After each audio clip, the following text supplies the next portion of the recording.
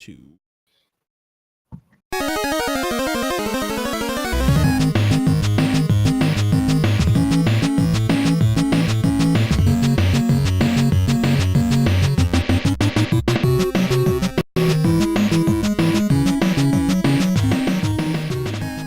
Hello and welcome to another episode of Questlog. It's a weekly show about video games old and new. My name is Tyler Everett. This is episode 76, and I am joined by some fine gentlemen. One I like to call Brian Maxwell. How's it going, man? Great. Good evening. Good evening. Guten Abend. It's good to see you again, Brian. It's been a minute. It has been. We Been a were couple of away. weeks. We were away. Some power outages. Some wind was sweeping through the southeastern Michigan thumb area. Yeah, we had some Knocking out weather. powers. It was not good. But the good news is that Luke Phillips is still with us, and he is here tonight. How's it going, man? Yeah. Hey, everyone. How's it going? So good, Luke. Good. So glad to be back. So glad to be talking video games with my buds, because that's what we do here. If you're new to the show, that's what it's all about. Hey, if you're new to the show, let us know. Shout us out on Twitter at QuestlogCast. So drop us an email and say, hey, I found you guys, and I'm new here. What do I do? Tell us about what you like. Send that over to mail at we'll show you around the questlogcast.com. internet. Yeah. We'll help you learn the ropes. There's all kinds of neat stuff around here. Don't read the comments Don't anywhere. read the comments. No comments. Don't blind Google search anything, but Probably other don't than go on that, social media. You really shouldn't be on yeah. Actually, what are Twitter you or Twitch or Facebook or anything. You what are should you probably doing just on the internet? log off. Actually? Yeah. Shut this off. Yeah. Go to bed. Go live in the woods somewhere with no internet. This took a That's weird fast. turn very fast. This is getting crazy. Oh my gosh. Luke, I don't know what to do with myself. I love pirates now. Yeah. Pirates are the best thing. Oh God.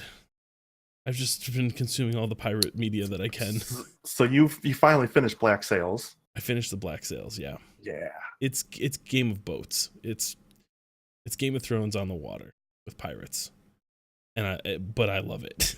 It's When I heard that the last season of Game of Thrones was going to be delayed like a year and a half or something, 2 years, there was a hole missing.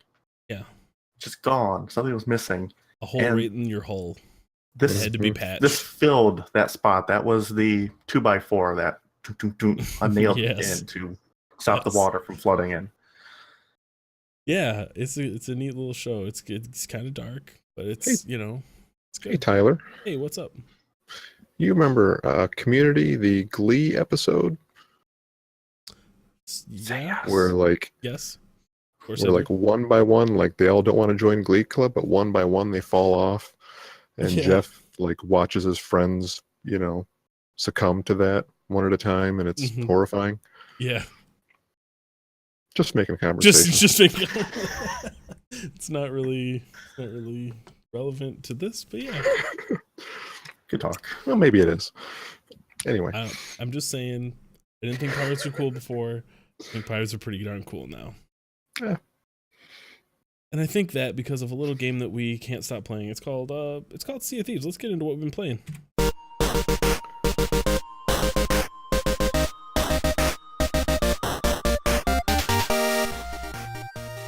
I figure we start with this right off at the top of the show before Krang right. gets So here. if Krang shows up late, Yeah. he'll miss it. It'll just be real awkward.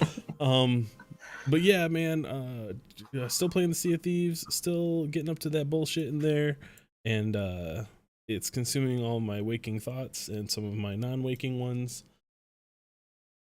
Are you having dreams about pirates and sailing? There's times where I've gone to bed and been like I start hearing the waves just without anything else. You hear the water splashing up against the bow, wind in my sails, all that. But yeah, chickens just endlessly walking, whatever they do. Coming up from the ground. Yeah, smashing their bones and stuff, crunching bananas. It's all there. Brian, you played with us last night. Yeah. I was there. I don't know if I You played. were with on the boat at least. I mean, You saved the boat. you did. I did. I'm a hero. He was a boat savior. Yeah, Brian's been pretty vocal about not seeing what we see in Sea of Thieves, and that's fine. It's I've not been for trying not to be vocal about it. It is known Well, though. it was It is good. It known. was good to have you there. It was. It was fun. It's fun for us anyway. Yeah. What do you? This is what I would ask. Do you see like? let me strap in here. Hang Yeah, on. strap in, strap in. Buckle All in. right. From the stress tests until now, not necessarily with the game because the game hasn't changed much at all, but in how we're playing it, you get to see like how we've evolved in the game. Oh yeah, for sure. You've seen that. You've seen like there's definitely at least a progression guys. there for sure, right? Yeah. You guys have you've got everything down. It's like a machine. It's funny because like it's filling that role of a game where I can have a job and a shared goal, shared objective, and executing it. Like used to be the thing I was looking for when I played World of Warcraft, when I'm running dungeons and raids and stuff. Yeah, I love got that stuff. it's Everyone's that got same a kind job. of feel. Yeah, it's the same kind of feel. Right. You tank, and I'll make sure you don't die. The roles are a little different here. Like Luke and I are the saboteurs. Like we're the ones that go in. We're the raiders. First, the shock troopers that get in there and just try to cause chaos and so disorder upon the other boat. And then you and Kring were playing kind of defense and making sure that our boat didn't sink and keeping people off of it and stuff. Like it was I cool. stabbed a guy. Yeah. Brian stabbed a guy. Yeah. It's a trident. Apparently the boat got like seconds away from sinking and Brian was just like, I was just bailing real quick. I have a bucket. Looked bad. I had a bucket and filled it up. Yeah, it worked out well. It just seems like every encounter is different. Yeah. And how they play out. I mean, nothing is really the same. I mean, you could definitely argue that all the voyages, come down to just being the same. You find the island, find where the X is, dig up some stuff, kill a few skeletons, and go sell it. It's a super simple concept, but it's the bits in between where you're fending off another ship or looking on the horizon and seeing one out there, and you go chase it for the next 5 minutes and catch up to it. Every single time you play, it's just a little bit different. And you never know what that galleon on the horizon is going to do. Is it going to leave you alone? Is it going to come up and try to get you when you're, attacking a fort or something? Yep. Last night there was this pirate legend ship that we were trailing. We kept running into them over and over again throughout the night. We didn't mean to. It just happened. Yeah, we just kept seeing them, and they were doing the Athena's voyages, which are like the high level, hours long voyages that reward you with a legendary chest at the end. And they kept running from us, but then they also kept engaging us, trying to sink us. So we'd fight back, and eventually we caught up to them after you left, Brian. We found them at one of the skull forts, and we boarded them and we're fighting these guys. They had 2 pirate legends on board, and one of the other crew members was like, why do you guys keep chasing us? We didn't do anything to you. Like she was like upset about it, and I'm like, that's the game. Yeah. Like, you were hanging out near the fort we wanted to do. I'm sorry. Like you should have run away. Leave Brittany alone. Yeah. But yeah, it's everyone has different objectives in the game, it seems like, but ours is just to cause as much sorrow, I guess, as we can while we're out there. It's to stake out our territory. Which is the water parts. Yes, Brian, that's accurate. I could see wanting to get on there and just do some quests and relax, but I would not be justified in objecting to someone killing me and taking my shit. Like that's what the game is. That's what you signed up for. Yeah, I've been on one of those legendary voyages before, so I get it. Like the way those work is you pick up one of the, or somebody drops one of those voyages, everyone votes on it, and normally you get like somewhere between 3 and 5 different maps in the late game stuff. On a legendary one, you get all of them. It fills your whole inventory. I think it's 2 maps from each company, so you get 6 total. and it takes a long time to do them. And at the very end, if you complete all of them, you get one more, and it's to go dig up a legendary chest. Those are worth a lot, and that's the only way you can get the Athena's Fortune rep. So when you're on one of those, it's like real stressful. You kind of don't want to encounter anybody else because you want to just get this thing done. So I kind of understand, but same. Do you have to turn in stuff to complete those earlier quests, like to get the last one? You just have to to kill a thing. You just have to complete all of them. The only ones where you have to turn in stuff are the merchant voyages. Those are timed. What makes them complete? Is it just like killing a target? So or digging up a chest, or Order digging of Souls. up a chest, kill the skeletons, turning in the stuff that they require, the chickens, pigs. Yeah, the other ones are just like kill the thing or dig up the chest, but the merchant voyages are the ones where you have to actually, sail these animals to a specific outpost and turn them in a certain time limit. So gotcha. I think the meta thing is to always do those first because those are on a time, they're a timed thing, so you get those out of the way. But yeah, that's the way the cookie crumbles, man. Sorry if you like. I don't know. Like at some point it worked because they kept running away from us so much that we finally were just like, screw this. Like they're clearly not looking for a fight, and they're just gonna keep running. Stops being fun eventually. That's my least favorite thing to do in the game is to just keep chasing people. Yeah. I like to have very decisive combat. That's why I think our shock and awe strategy works so well. I don't mind chasing someone as long as like you're actually making good progress, and I think we were last night. We were getting closer to them each little bit. Yeah, but they were also just going around in circles, having people jump off their boats, selling their stuff. So they definitely just did not want to fight at all, and they were never going to. That's the thing. Usually they had no incentive to, by the sounds of it. Right? Yeah, they really were not looking for. This clip we only really fought them when they decided to turn back around on us and fight us.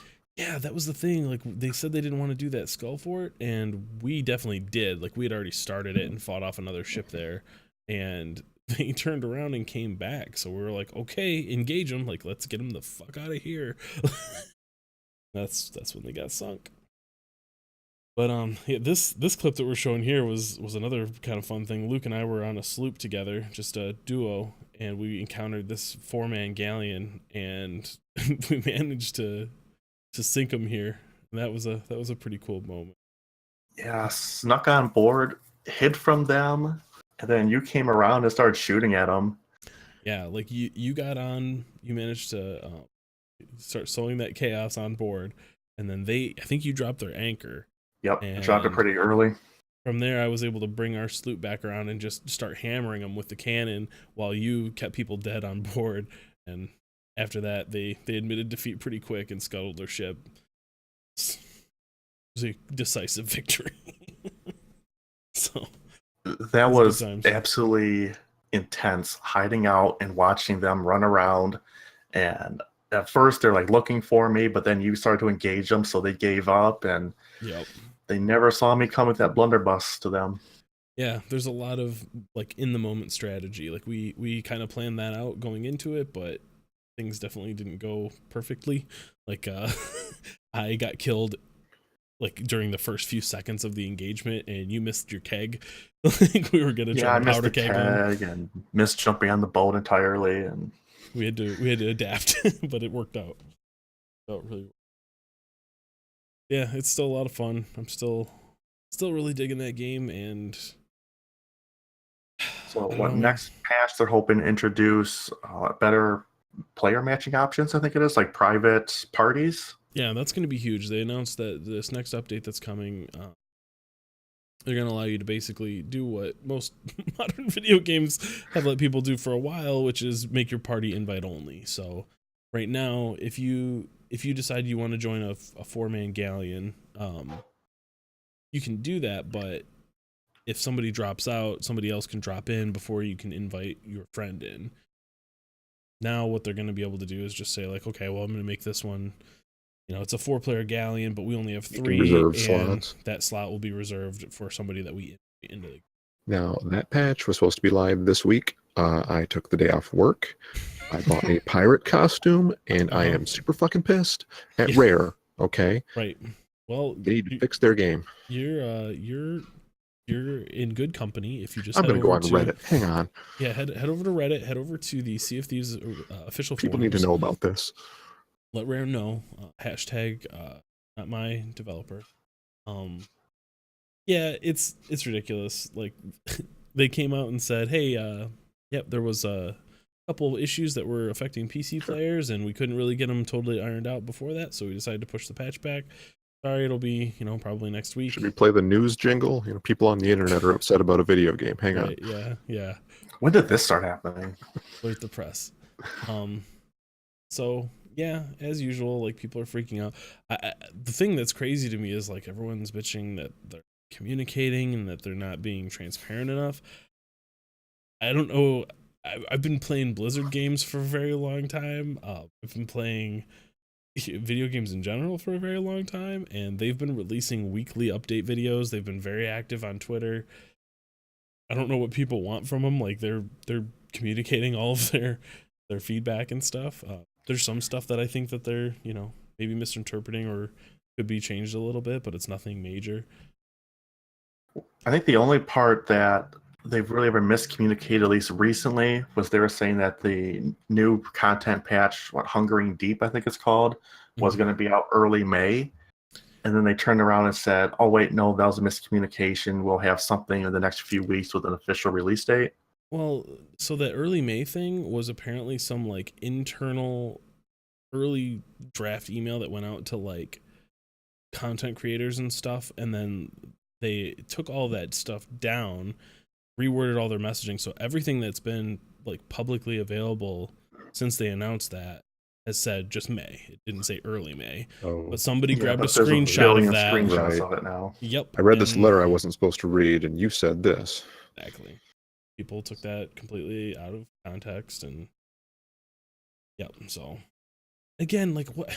Maybe it's because I'm old and I got time, but like May 15th or May 29th doesn't make a fucking difference to me. Yeah, but I put in my PTO for it, so It's just I think what people are maybe erroneously holding on to is like, oh, Hungering Deep's gonna come out. I'm gonna have all this new content to do, and that's what's gonna get me back.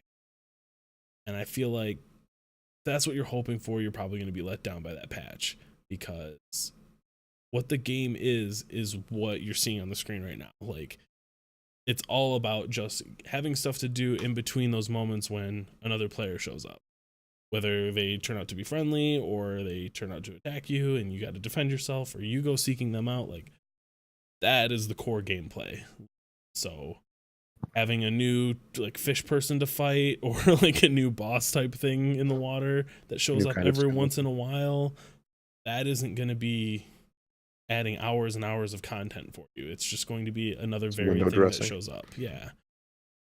So if you're not into what the core gameplay loop is, I don't think having a couple new locations exactly. or AI things is going to change it. I think people are expecting this to be like a whole new faction with whole new type of voyages, and I'm not expecting it to be that at all. They flat out said it's not going to be. So people are gonna think, oh, it's gonna add all this new stuff, and so they're gonna be disappointed. But and I mean, it's not to say that stuff isn't going to come eventually, and that they're not going to keep updating it, and who knows what's in the future. But like, at least for the foreseeable future, this is the game. This is what they're selling. So that isn't what you're looking for, then I wouldn't hold your breath. That's all. Yeah, but this game's been out for 6 weeks now, I think, and we've had patches on 5 of those weeks. Mm-hmm. And then, like you said, weekly, not just blog posts, but actual YouTube video that they're taking their time out to make and publish that are usually like 10 plus minutes long. Right. Like, that's pretty good. I really enjoy that. You know that on Wednesday, you're probably going to get a video from them and talking about all the cool stuff they're going to be bringing out. Mm-hmm. Or at least giving you an update on what their game plans are, sort of thing. So, yeah, good stuff, man. Good stuff. Well, I know what Luke and I have been playing. We just talked about it. So, Brian, what have you been up to this week? Well, they finally released the Stardew Valley multiplayer Yeah. patch. It's in beta right now. So my wife and I have been putting some time into that.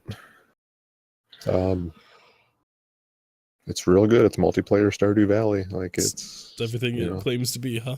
Pretty much. It's kind of what I wanted so far. Like you can go about independently doing your own, your own thing completely. You have an option to change the finances when you first start the game to make it so there's like 75% of the normal income or 50% of the normal income, just because you got two people, so you'll be rolling in money if you're both, Right. if you're both farming. Gotcha. So do you both farm currently? Like, or I'm sorry, are you both like, did you mess with that at all? Yeah, like I said, it at 75% of the normal income. So it's my save, it's my server. I've got 3 houses on the server, so I can have up to 3 players join. It doesn't really assign you a house or a bed per se. Like you can sleep in any bed in any of the houses. It doesn't seem to matter. But you would definitely just kind of role play that and be like, well, this house is mine, and I'm gonna decorate it and farm here. But when it's time for your characters to bang, then you just go to the other house and yes, the bang house. You said that it's your save file and you host it. So like, can you just like have it running without your character in there, like a dedicated server style yet? Or no, I don't think so. Like I host and I'm playing the game, and then she joins. Is it a separate save file that you have to start over and like select multiplayer for it, or can you just convert your existing single player save file to multiplayer? I started a new game, okay, so I doubt you could convert your single player save to multiplayer, but I'm not sure. We both went into the mines, and that was shared too. I was kind of surprised at that. I kind of figured that would be like instanced, sort of, but we were running around the mines together. That's cool. It waits until both players go to bed. That's what I was going to ask about. Yeah, so like one person initiates that, but then the other person one out of 2 players waiting for the other player. Gotcha. Yeah, it's pretty great so far. So if you are if you're super fatigued and you hop into bed, do you stop losing fatigue meter or whatever? Well, that stuff doesn't like that. That meter doesn't drop unless you're you got to be moving. Like swinging an axe or something. Gotcha. Like it doesn't drop just from being awake. Okay. There's some new single player content too. There's a little bit of new content in the game as well, apart from multiplayer. Like I know there are some new events. I guess you can build Pam a house. Oh, that's nice. I'd rather build Linus a house, but that's. And again, that dude seems, I don't know. That's true. He seems to be living his life. He's seems to be, he's living his best life. Linus is, he's activated. He knows what's up. Like when you meet him, he's like, please don't throw rocks at my tent. Yeah. Catch him rummaging through a trash can like a little panda, little trash panda. There's a merchant ship that shows up in the winter, I guess. Haven't gotten there yet, but a little bit of new stuff. Cool. I enjoyed my time greatly with Stardew Valley. I wouldn't mind checking that out. I can come back to it anytime. It's one of those. It's super comforting, and like I've got it on the PS4. This is what I was waiting for with this game, this multiplayer. So I'd be down to do a 3-person map one time. Yeah, but build another house on your plot there, Brian, and Luke and I'll come in there. And is the match 3 or like what's the player limit? Is it 3 or is it more? It's me plus 3 other players. Yeah. Okay, 4 total. Yep. Cool. That's a good number.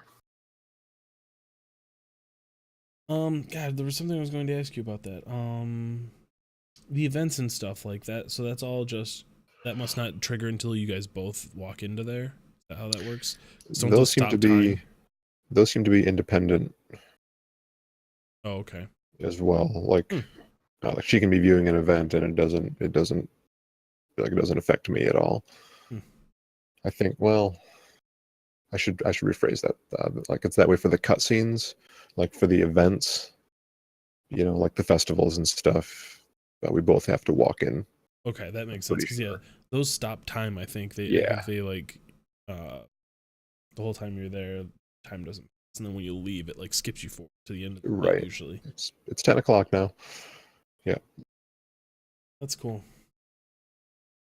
So when you boot up the game, so Cat can't jump in there without you, basically though. Yeah, I'm not sure if she would have the option. I don't think she'd have the option to play that character in a single player game. Well, that's cool though. I kind of like that. They separate that your own separate version of the game together. Mm-hmm. It would be neat to have like a 4-player game going. Yeah, I'd be into trying that. Yep, for sure. I think you'd have to buy it again, Tyler. No, I think I have. Do you have it on Steam? I think I have it on Steam. Yeah. No, I didn't know that. I thought you had it. Or you have it on the Switch too, don't you? Yeah. Yep. I bought it twice. Huh. Because I bought it back when you originally started That's right. hyping it. Luke and I got it because it was like, I was like, man, even if I don't play it a lot, $15 to support something this cool, I'm down with that. They're not asking a lot, and it's a whole lot of game there. It's like, so. I've bought it like 4 times, and I still feel like it's a steal. Yeah, sure. Cool. What else you been playing? Well, I picked Gone Home back up because it's Confession Bear time. Yeah, I never finished it. What the fuck, Brian? How did you let us talk about it so openly without having finished the game? You were all excited, and you didn't want to admit that you hadn't finished. I just want to be part of the magic. Oh my god! It was like we talked about that at length. Yeah, I think we spoiled every single bit of that game. Yeah. Well, I knew some things, but there were still some surprises in there for me. Yeah, it's definitely like it's a 2-sitting game, and apparently I only had 1 sitting the first time. Well, hey, minor spoiler alert if you haven't finished Gone Home, 2013? 2013's Gone Home. If you haven't, play that. It's an amazing experience. Yeah, it's fantastic. It's one of my favorite gaming experiences ever. That's hard because when this thing came out, there was a lot of talk about this isn't even a game. This is just, it was one of the earlier like walking simulators that like I made the mistake of looking at some of the reviews on Steam, and that's up there with reading the comments. It's like like a lot of people are just like, this isn't a game, there's nothing to do, I don't care about some lesbian girl. Like, okay, cool bro, up top. Right. Yeah Get that chicken dinner in PUBG. Yeah, it's fantastic. Like, I don't know, just like exploring a house, like the house feels so lived in and real, just like all the little details, the little notes on the fridge, and like, oh, there's a bottle cap on the floor and a marker on the desk, and there's no in-game reason, it doesn't matter at all, but like it looks like a lived-in house. They did such a good job recreating, like making up brands and stuff that looked like they fit in that time period. Like I think this is supposed to take place in the early 90s. Early 90s, yeah. And it's just perfect. There you go.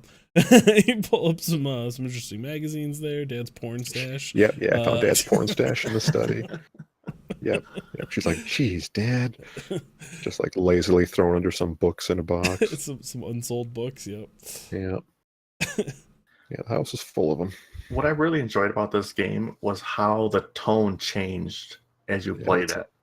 Yep, it's a mystery, and for a while you're just like, God, am I going to find like a body? Is someone going to be in the house waiting for me? It goes from like a haunted house to a murder mystery like to a missing person. Yeah, missing person. Possible ghost house. Yeah, like at one point I was like, okay, there's a ghost in this house. It's gonna jump out at me at any moment, and I'm like slowly peeking around doors. You moved into the murder house. Yeah.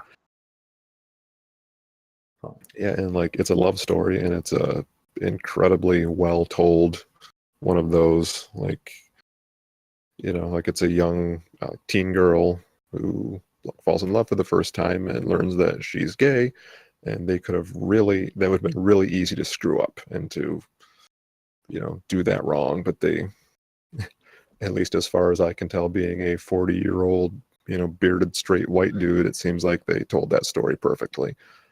Like they didn't feel like they were pandering, they didn't feel like they were being condescending or trying to force it in there. Like it's really well done. Everything that you find is stuff that you would find in somebody's house. Like a lot of stuff is stored away in boxes because they'd recently moved into this place, and it's just. And there's a lot of detail that you can miss. Like there's a lot of bits of story that you could finish the game and never ever engage with. There's I remember when I played through this, I just kept picturing it wasn't hard to put myself in the role of an older sibling because I am one. That's who you play in the game. You're playing sister to this character. Right. Yeah. Sam. She was gone overseas for a year, and she comes home and to find no one's there. No one's at the house. There's a note on the door. It's like, hey, we had to leave. Sorry.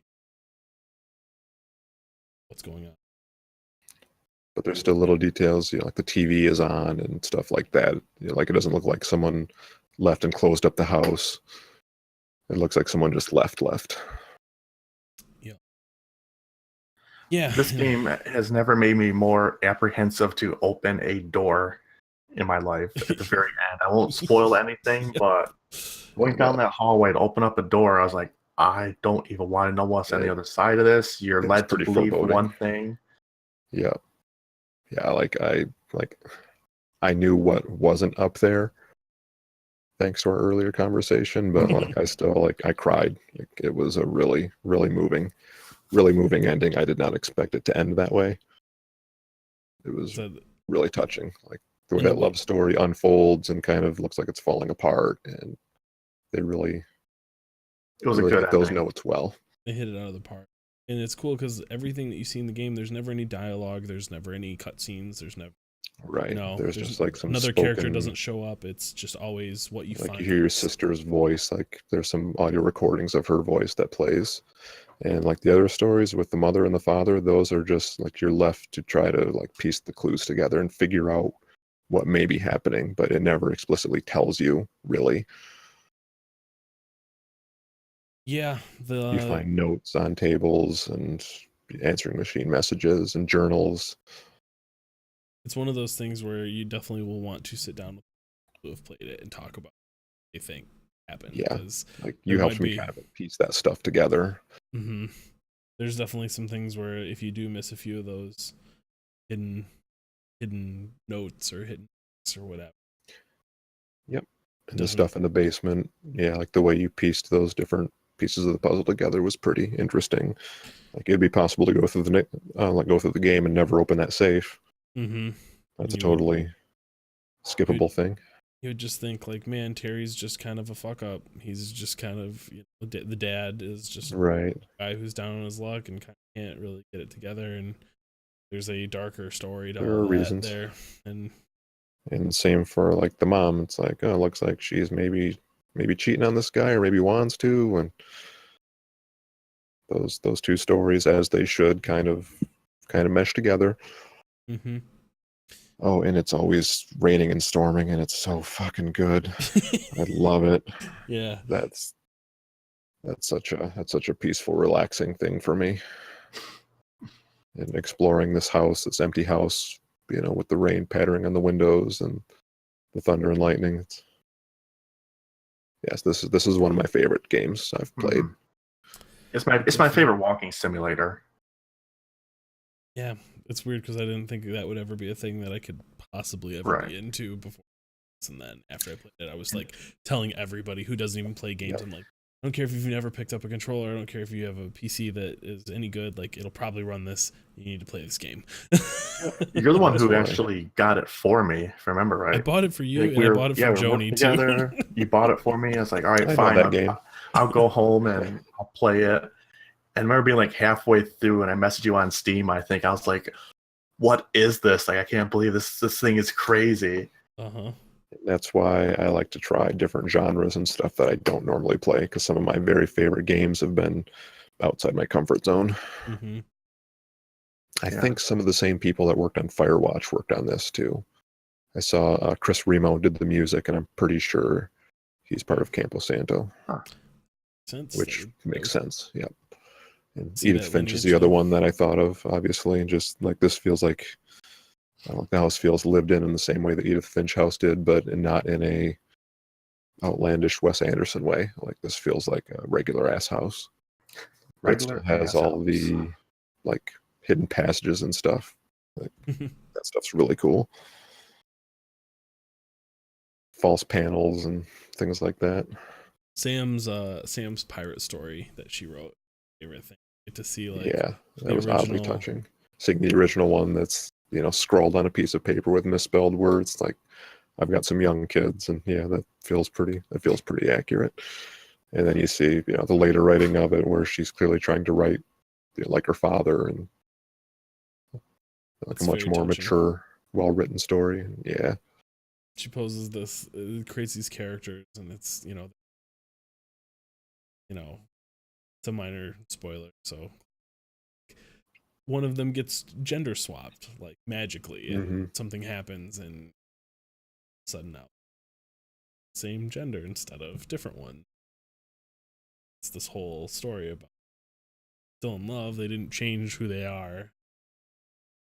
It's kind of this touching thing where they learn to just kind of accept that. Yeah, I think the way the game handles that stuff is really good, because like she talks about her parents just being like, well, no, you're just confused. You're too young to know what you want. You don't know how you feel. You don't understand. You just need the right boy. Meanwhile, their marriage is Yep. in shreds. You know, yeah, it's interesting. Anyway, good stuff, man. Play Gone Home if you haven't. It's fantastic. Anything else on your to playlist this week? Yep. I picked up Persona 4. Persona 4. 4. Yep. All right. I somehow mostly missed that one when it came out. I don't remember why, but I bought it and I played it. I played like 10 hours of it and fell off, but I think it was inspired by, I read an article that said I could use my PlayStation 4 controller on my PlayStation 3. Huh. And Persona 4 is available on the PlayStation 3, so bought that, hooked that back up, and I'm all in. It's great to be back in the old PS2 Persona world. Huh. Holds up, huh? Yeah. RPGs usually hold up better than most others. I mean, it's boxy PS2 graphics, but like the hand-drawn animation still looks as good as it did, and like the voice acting's good. It's cool. It's solid. It's interesting to see the way it progresses between Persona 3 to Persona 5. This is the one most people see as like the high point in the series so far. Characters are a little more charismatic than 5. Like, I didn't really fall in love with Persona 5's cast quite as much. It was more everything else surrounding it. The story, the style, it's the most stylish goddamn thing I've ever played. Style. How does this one stack up in that regard? It's a lot closer to Persona 3. Like, it doesn't have quite the same unique, style that 5 does. Not as bombastic. No. Yeah. Most things aren't. It's got that common. Most things aren't. Yeah. It's got that common thread of like, you're the new kid in town. You're in like a small town now instead of being like, in the big city in Tokyo. Gotcha. You're living with a detective and his little girl, and like, dude's fucking never home. He just works all the time, and his little like 7-year-old girl's home alone. Oh, pretty much always. Which isn't great, but there's a series of murders that are happening. That's a great. So, so he's a busy man, is what you're saying. He's working. Gotcha. He's working. Gotcha. Well, it looks like the Ring shit is happening on the screen right now. Yeah, kind of. Like you're in high school because that's always a common thread in these games. Okay. You know, like when one of your friends is like, "Hey, I hear there's this thing called the Midnight Channel, and if you look at the TV exactly at midnight with all the lights off and everything, then like you'll see your I don't know, like your future love or something stupid like that." Oh wow. So you do it, and you see this girl on the TV, and she ends up dead. And then you see someone else on the TV that and we're like, "Oh shit, this person's gonna die too." And that's where it gets all anime because you can go inside the TV and it's a different world inside there, and you go in there and fight shadows and shit. All right. I'm following you. And the dungeons are like a lot more similar to Persona 5. Like in 3, it was just a big 200 floor tower that you went into. This has more personalized dungeons built around individual characters, where like you're meeting shadow versions of those characters. Like they have all your fears and your shames and your secrets, and they're saying all the things that you don't want to believe about yourself and about your friends. And yeah, very interesting. So yep, so far so good. I'm geeked. That's cool that you're able to like hit reset on something that you kind of passed up. Re-experience it. That's awesome. Good stuff, gents. Well, let's move into some of that news, huh? Do that.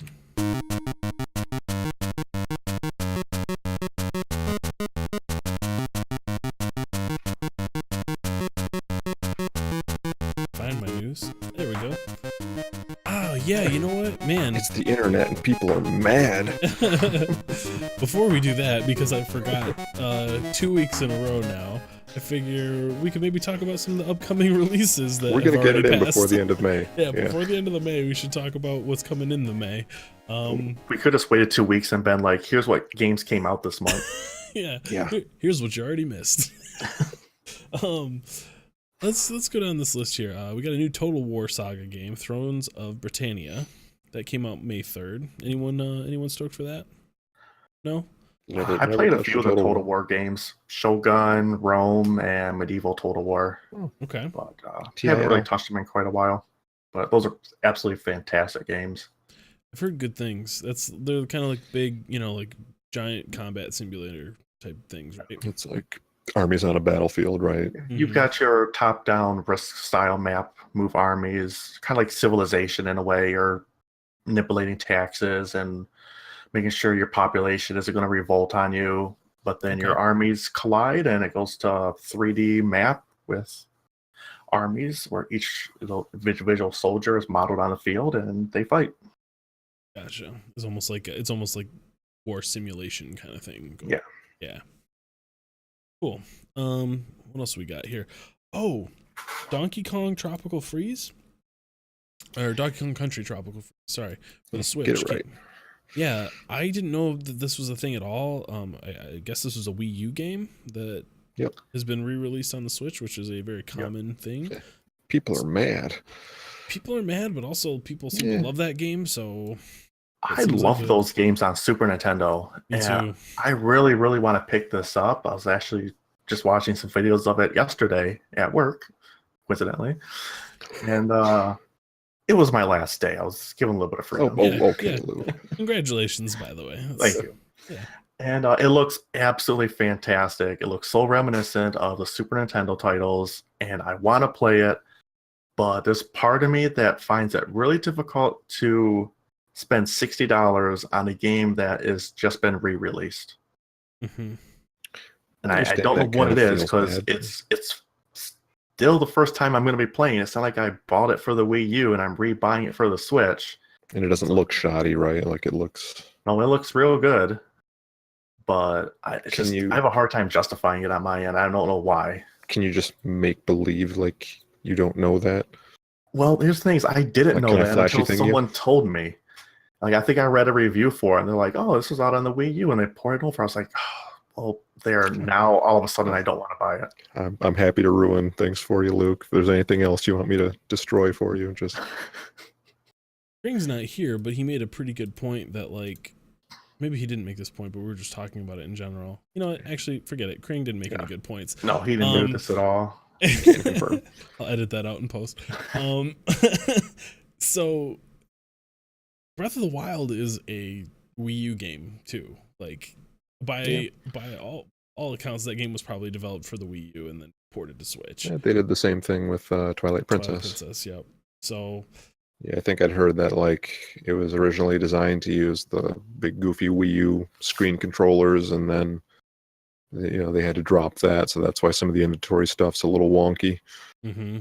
That would check out. So, I'm with you though, Luke. Like, Mario Kart, the Mario Kart Deluxe or whatever, $60.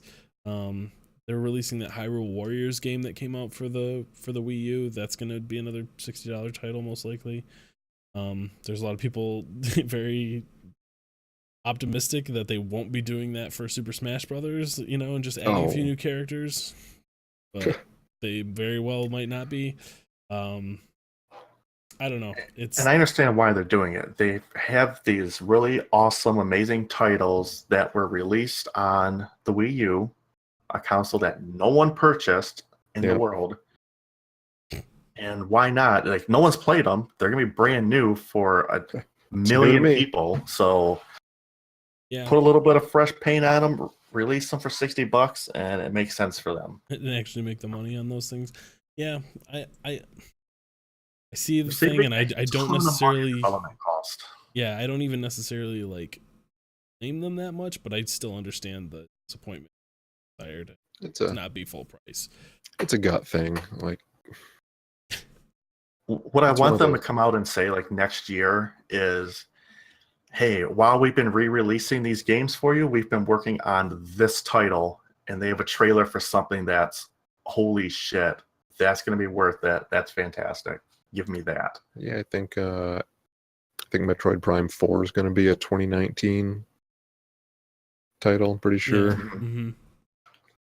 And that's the stuff that they really have to watch with.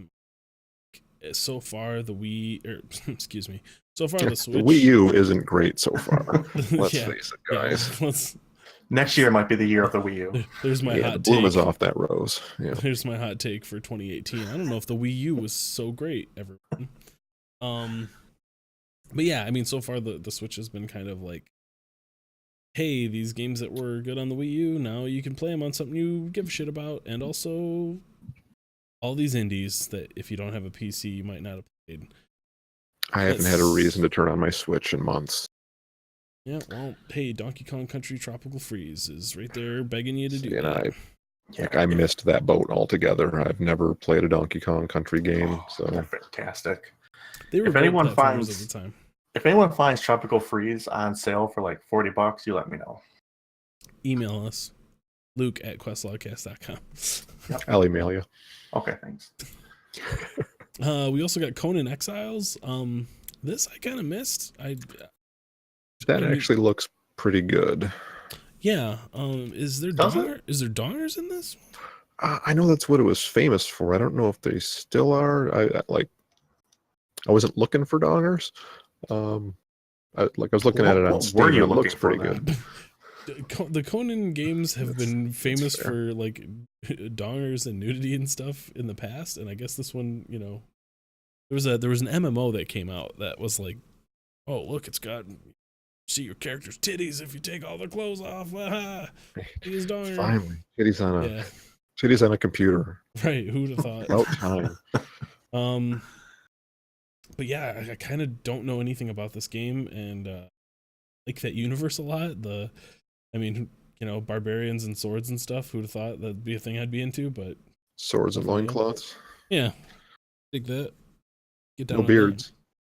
Are there beards? I don't think there's got to be a beard somewhere. Conan doesn't have one, but I'm sure someone's got one. I've seen a few streams of this game, and I'll pass. Yeah, doesn't look that good, huh? It's my understanding, like they've made a lot of improvements in the last year or two. It's been in early access. Yeah, it was real rough about a year ago. They had an open beta, a bunch of streamers were in it. It's definitely improved since then, but I don't know.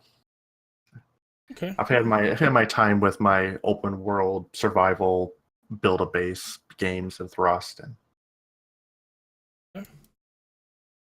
Good to know. Hey, you got your Destiny 2 Warmind DLC that came out on May 8th, so go and get that. Speaking of DLC, You can buy Destiny 2 on the Humble Bundle it's like monthly package for $15 or something. $12 $12. for Destiny 2 plus whatever other games they throw at you at the end of the month. That's tempting, but man, if I wasn't so into the boat times right now, that'd be a steal. I don't know. I'll have to keep an eye on that. Pillars of Eternity 2, Deadfire.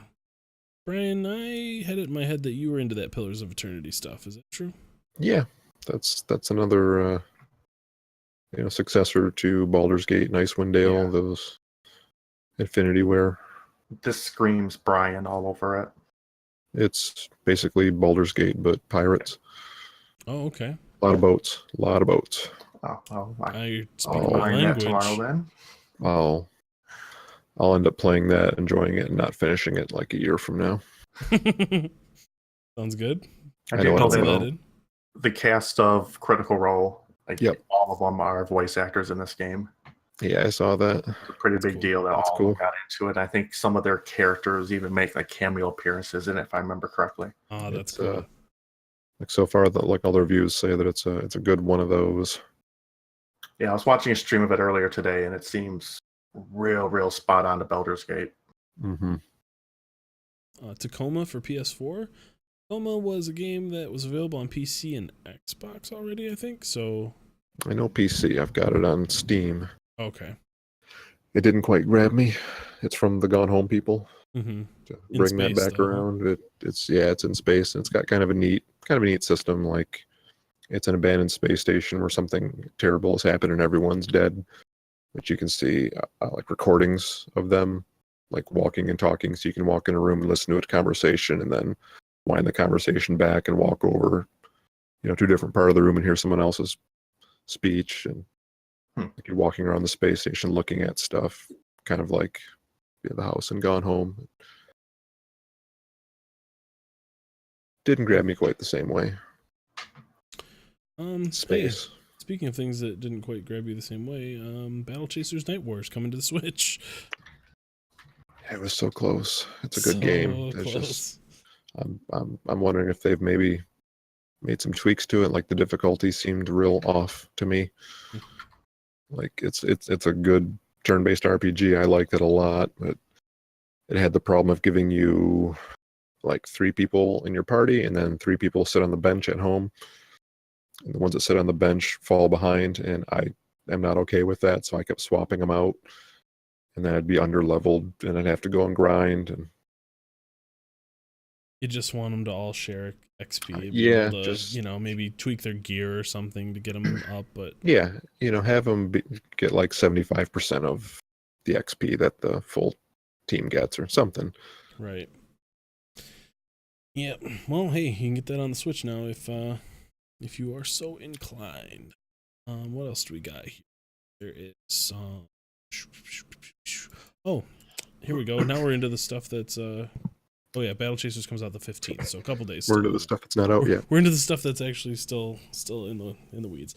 Hyrule Warriors Definitive Edition for Switch. We talked about that a little bit. That's the Dynasty Warriors clone, but in the Zelda universe. Totally don't care even a little bit about that, so I'll be passing wholeheartedly on that. It's the definitive edition. It's the definitive edition.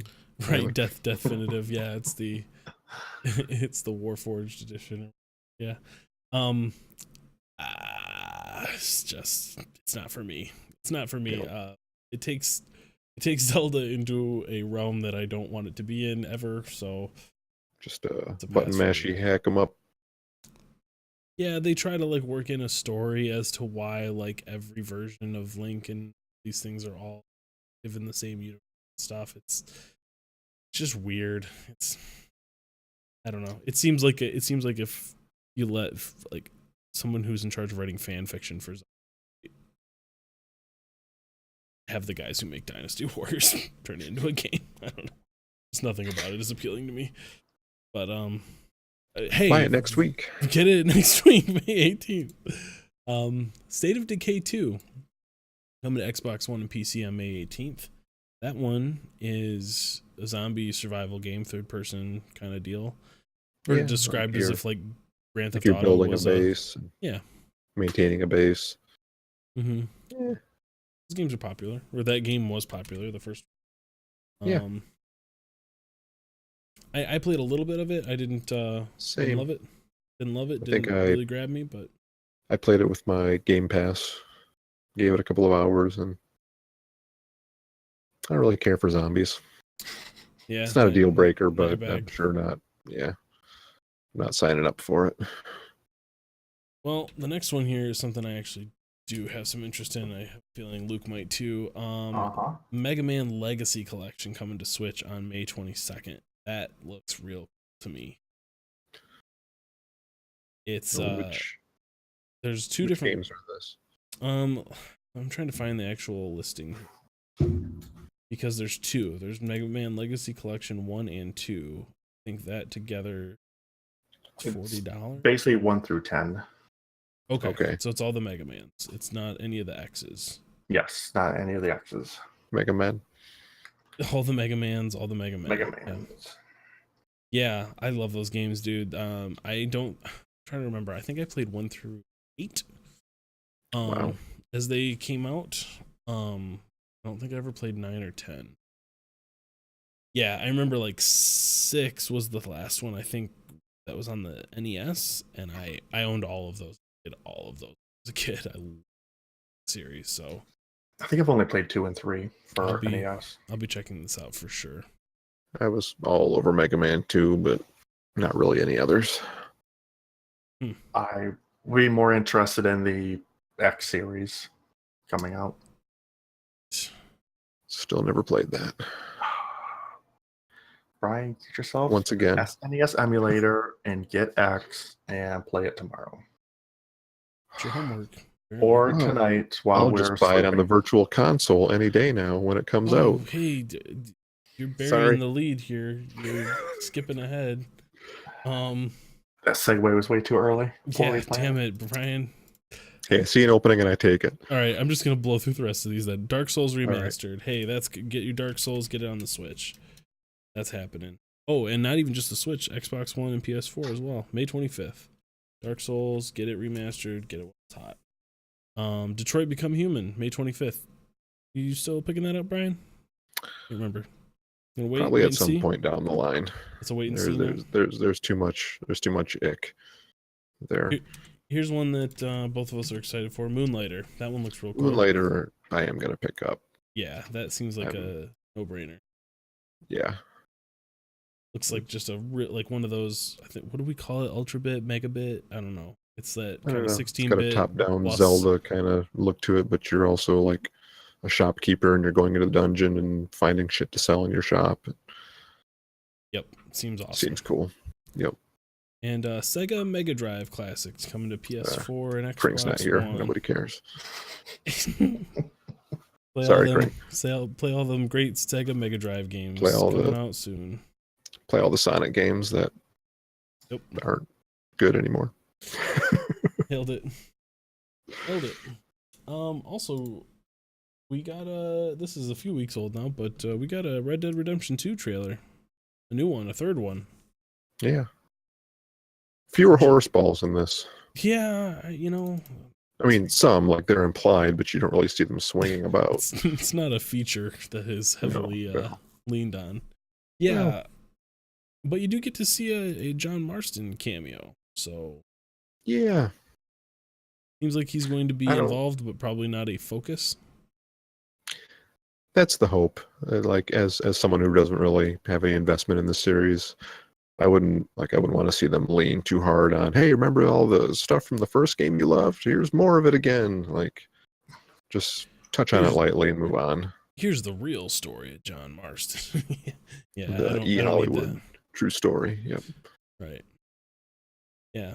Sounds like they're going to answer some questions, but I would rather this be its own thing, especially since it's taking place before, it's a prequel. It's not a sequel.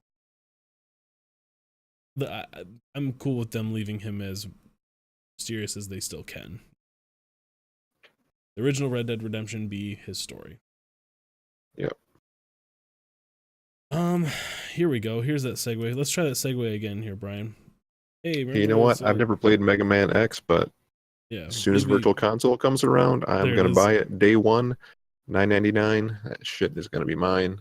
Put it in your On the Switch bus, Virtual on a plane, Console. on a rooftop. Yeah, wouldn't that be Give great? it to me. Hey, you know what? Nintendo finally, how many years has the Switch been out now? 20, 30 years? Feels like.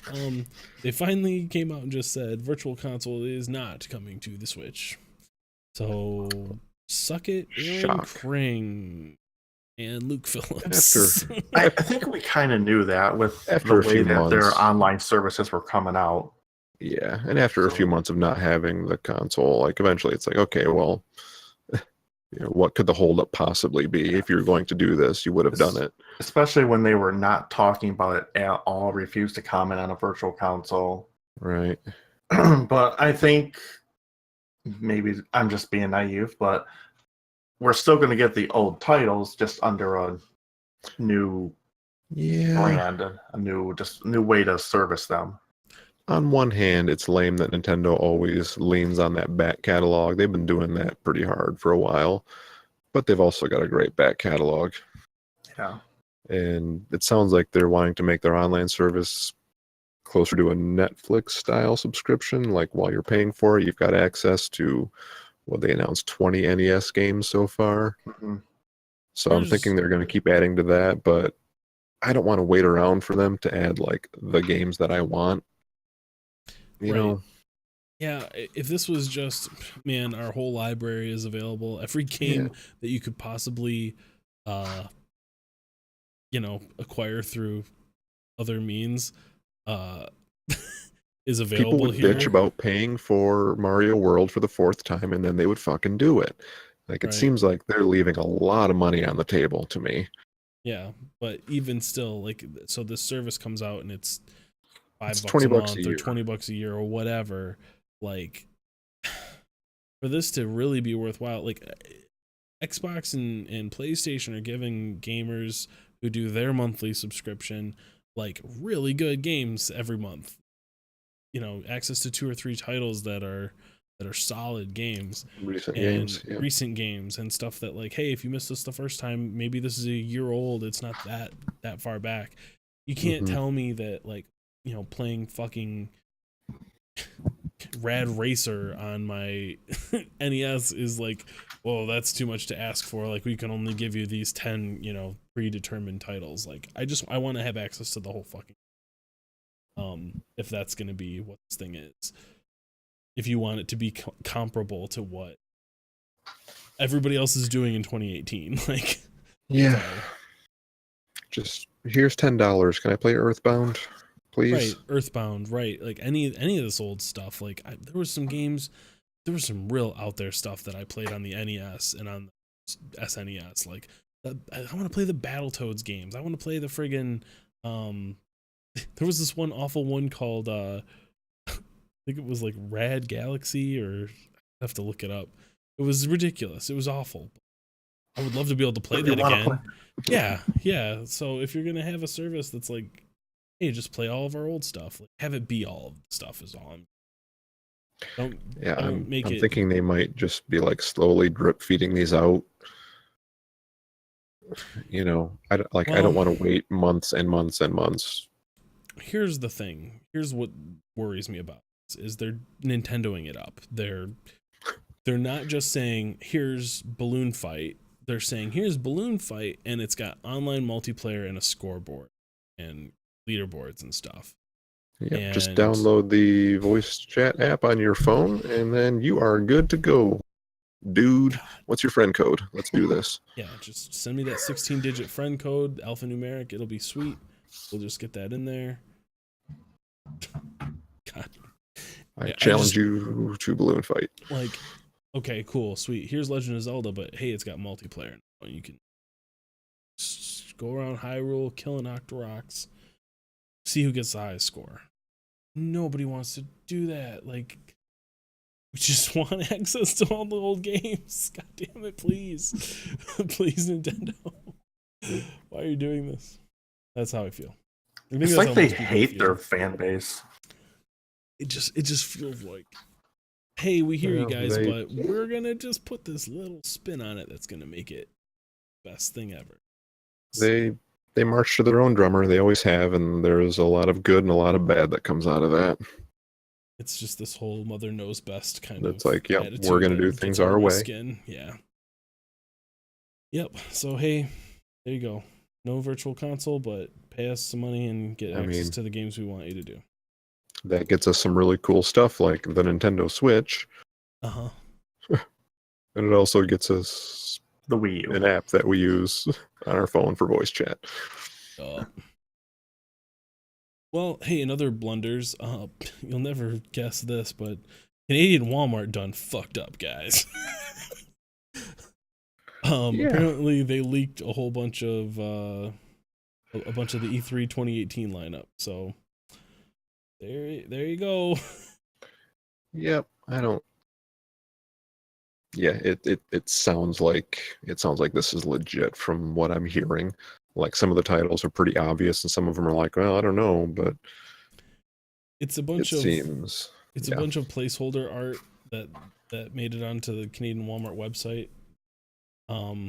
It's like it's hard to see because this picture is garbage, but like I'm good at this. I know what I'm doing. Just Cause 4.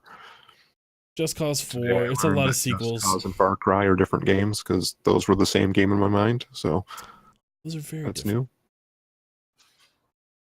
New. But yeah, like Dragon Quest 2, Borderlands, Last of Us 2. There's a lot of stuff in here. Rage 2, that's kind of surprising. What's Horizon 5? Apparently they're pulling a Xbox 10 and just skipping an entire numerical here and just skipping 4 and going straight to 5. Yeah, we don't need 4. I don't 5's know. one better. You guys, we all worked in retail. I understand how easy it would be. Like this stuff isn't whoever's in charge of posting this kind of stuff is not uncheck a box. Yeah, for sure. Like it was like, hey, we need to create we got this list of all these games that are coming. We need to start working on the the pre-orders for it. So we need to create these entries, and these all just got made with blank boxes for the art. And make a placeholder and save it. Yeah. Yep, and it just got a bunch of files just got saved for the wrong folder is all it is. Yeah. This all got published when it shouldn't have. So I totally believe that this is all valid, but it's a bummer. Somebody probably got fired, but none of this is like earth shattering. Nothing's like, oh god, I was hoping that this they were gonna have this on there. It's all just kind of I don't have anything coming up at E3 that I'm aware of that I'm really excited for. There you go. Check it out. Go on to Canadian Walmart for an upcoming game. If you're going down the list, you did skip one, the Steam link. Oh yeah, I did miss that. Which is a weird thing. This is weird but cool. Like something I think I could actually see myself using.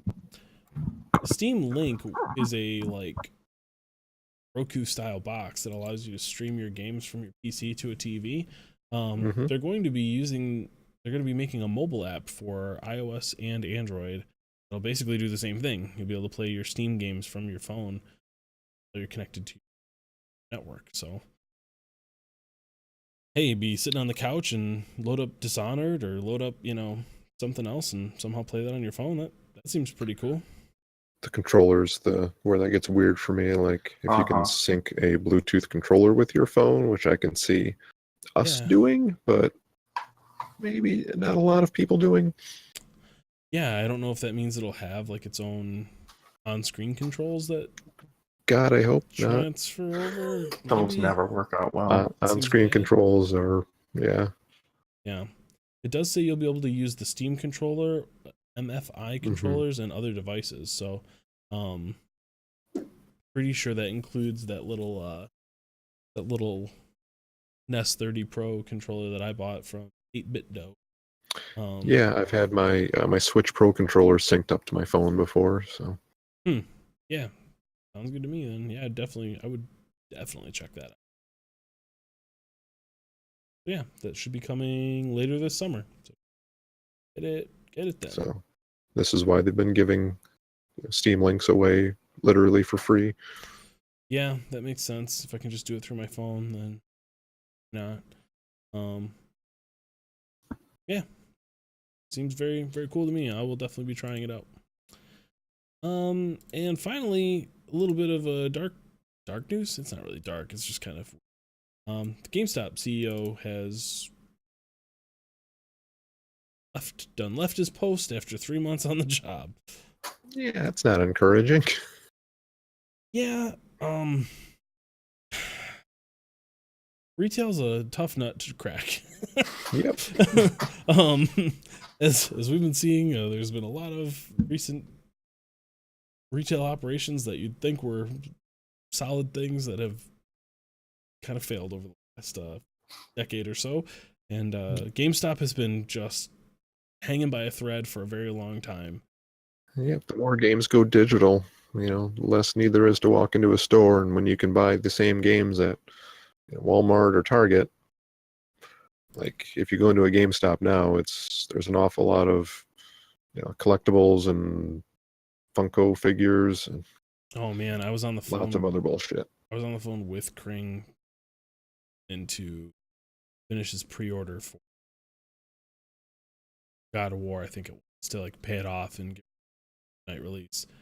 And the dude at the counter was like, "Hey, just so you know, our store is trying to hit this goal, so we can be a whatever kind of store it was." It gave me memories of Best Buy talking about community stores. Make sure you fill out this survey. My job depends on it, kind of, Yep. if you know what I'm saying. But it was all like, we got this deal on collectibles, like you buy 2 get 1 free kind of deal on these collectibles. They're all going to be 20% off. It was that kind of thing. Right. It just was like, wow, that sounded so spread. Or it's just like, I understand it's your job and I'm going to let you finish, but I'm completely flaccid over here. I'm sorry. I got nothing for you. Please don't put this on me. Don't. I can see you're dying inside and I get it, but I just want to go to my car. I've been here, bro, but I'm here for God of War and I don't give a shit about your Funko Pops. Yeah, which is, I mean, I guess I'd rather them be trying to peddle that than like getting me to pre-order every upcoming game for the next year. Because that used to be the deal when you went in there. It was like, hey, you want to get your pre-order in for Destiny? Yep, only $5 guarantees you a copy on launch day. That's how many titles you want to reserve? Such an archaic thing, man. I remember when that was a big deal. Like you show up to the store and it's like, fuck, they don't have any more copies of Halo 2. Like, guess I'm gonna just go a week without it until they resupply. Like, has that been a problem in like the last 15 years? Nope. So, yeah. Hey, I hope they stick around. I don't want to see GameStop go away. I want there to be good competition. It's kind of my deal all the time, but they gotta figure out something that isn't sell plastic toys. Do that. So it's gonna be a tough road ahead. Hopefully, hopefully their new CEO can bring some neat ideas to the table. Hey, speaking of that, this that kind of ties into our topic of the week. Let's get into that with a little bit of this. It's a topic. It's a topic, and the topic this week is: Do you spy them? Do you spy? I spy with my little eye. Some special editions of games. Do you buy them?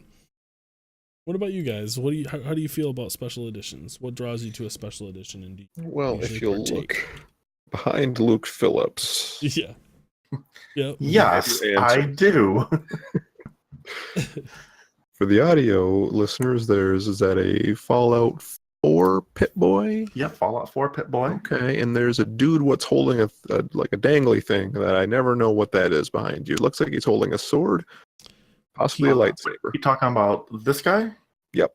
Yes, that is Darth Malgus from Star Wars Old Republic. Right. Yeah, that was a game. And then over yonder, we've got Molog Ball. Yep. That's my Obviously. special edition of Shame as well. Yep. Yep. Is that Elder Scrolls Online? Yes, Yep. that was Yes. TSO Online.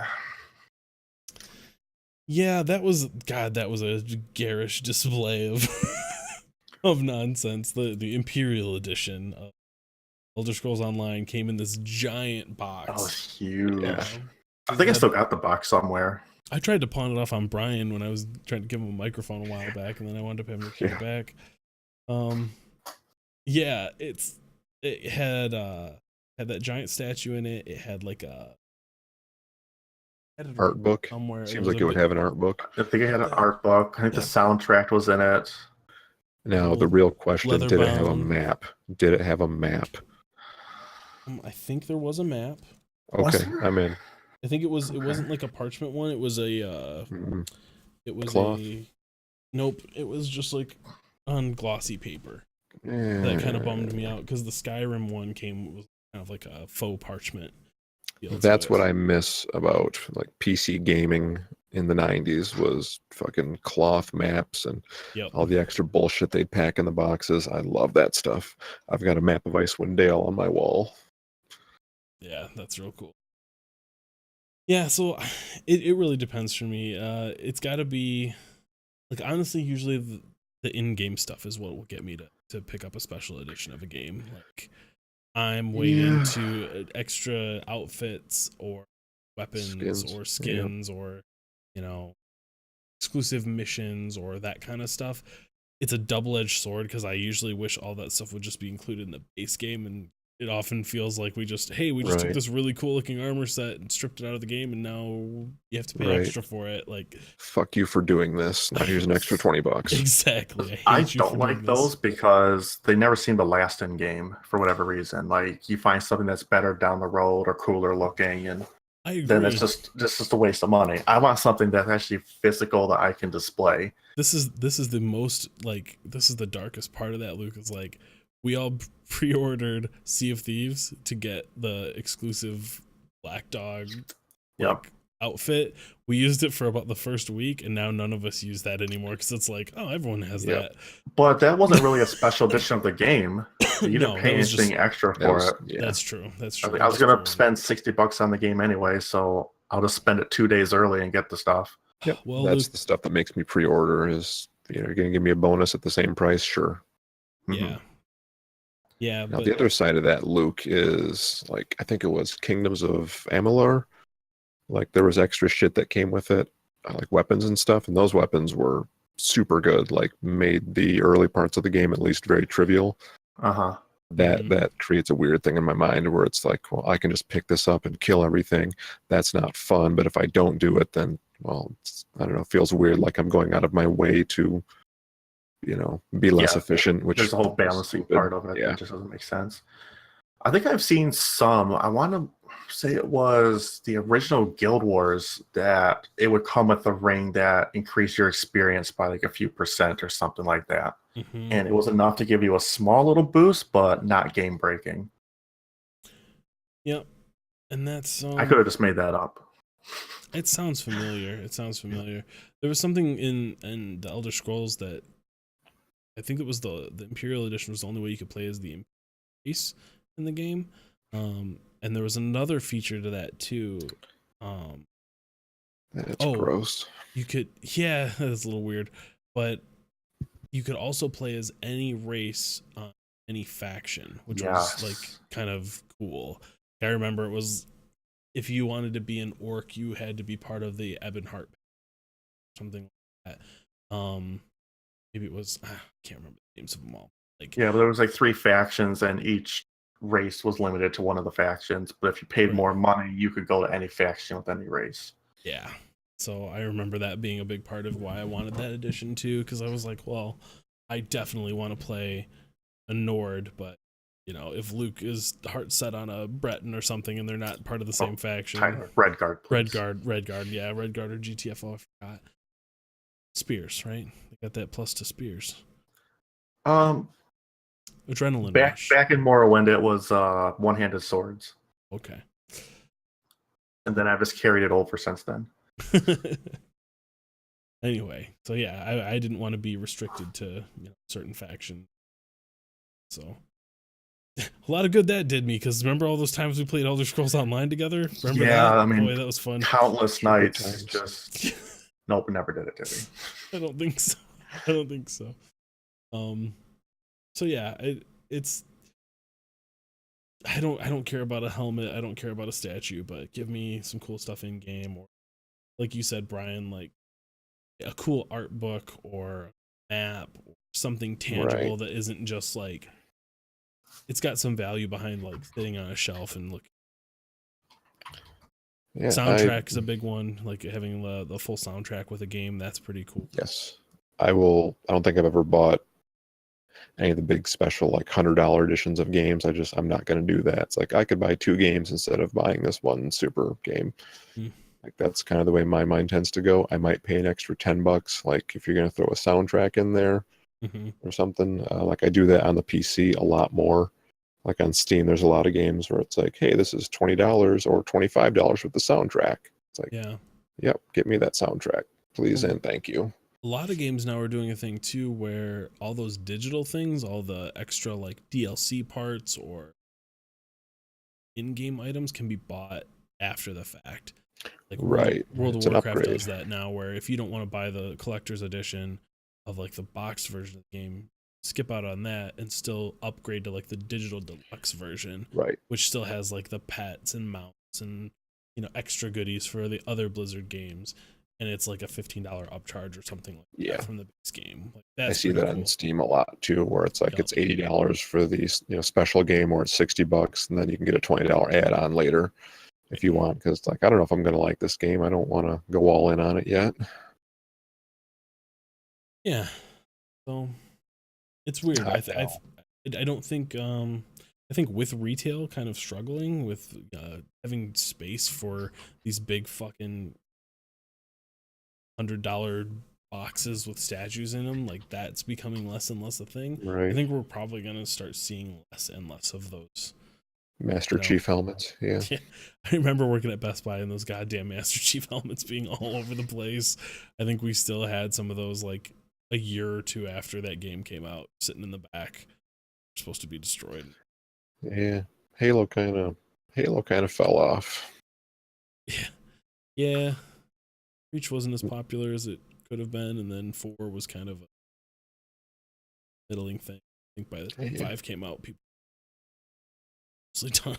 Not to keep kicking that dog, but I think Microsoft keeps hoping for like Halo and Gears to be drawing crowds, and they just don't anymore.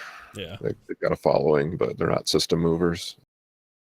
Well, I can tell you one thing, that I bet you Halo 6 has a fucking battle royale mode in it. Yeah. I bet you if they aren't working on that today, then they're smoking drugs, because that needs to be a thing.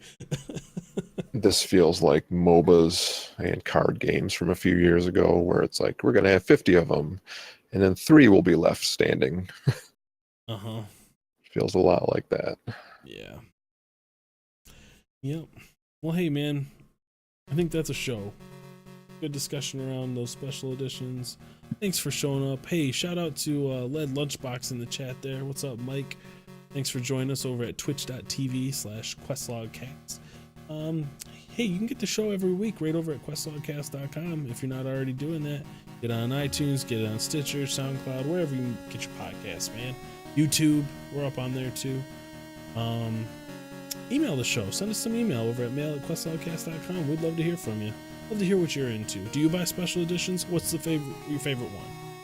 Send an email into the show. Let us know. Big thanks to Visitor for all the music that you heard here today. You can find more of Visitor's awesome stuff at visitor.bandcamp.com. And that's gonna do it for me. We're taking off. We'll see you next week. Hope the power doesn't go out. Stay safe out there. Have a great night. Take care.